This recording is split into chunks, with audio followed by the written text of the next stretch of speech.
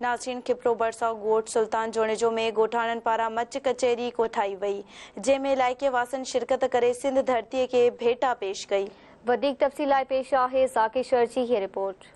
केपरोलग सिरनवारी ॻोठ सुल्तान जुणेजो में गुल मोहम्मद, लाल मोहम्मद, एजाज, मोहरम ऐं अयाज़ मोर जुणेजो पारां ॻोठाणी मच कचहरी जो प्रोग्राम मुनक़िद कयो वियो। मच कचहरी में इलाइक़े जे माण्हुनि जजे तइदाद में शिरकत कई, जॾहिं त प्रोग्राम में सुगड़नि ॾोर बेत ॿुधाया, फनकारनि गीत चया ऐं शाइरनि सिंध जे कल्चर रहणी करणी ते शेर पढ़ी धरती खे भेटा पेश कई। नंढी या टई मोबाइल ते घणो थो हुजे, असीं उन चयो मोबाइल तो घटि ॾियो, जेको तो मच कचहरी तो ॾियो।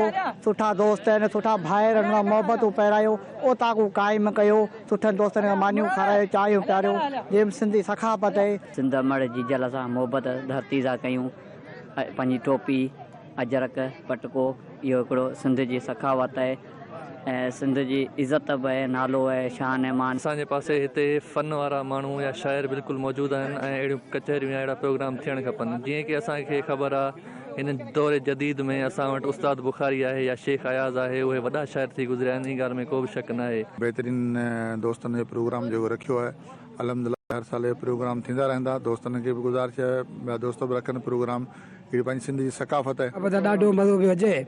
सिंध जी सकाफ़त आहे, इंशाल्लाह कचहरी खे वधाईंदा रहंदासीं। असांजी दिलि चवंदी आहे त इहे कचहरियूं थियणु खपनि। इन कचहरियुनि खां असांखे शौर वधंदो असांजो। असांजी नंढी टई आहे जेका उनखे इन ॻाल्हि जी सुध न आहे, छो त या बैत आहे, या लतीफ़ आहे, सचल साईं आहे, जेके बुज़ुर्ग दरवेश शाइर आहिनि, इन्हनि शाइरनि जी ॿोली पढ़ी वेंदी आहे त उन्हनि मंझि माण्हुनि खे शौर मिलंदो आहे। मोहबत, प्यार, अमन, भाईचारी आहे।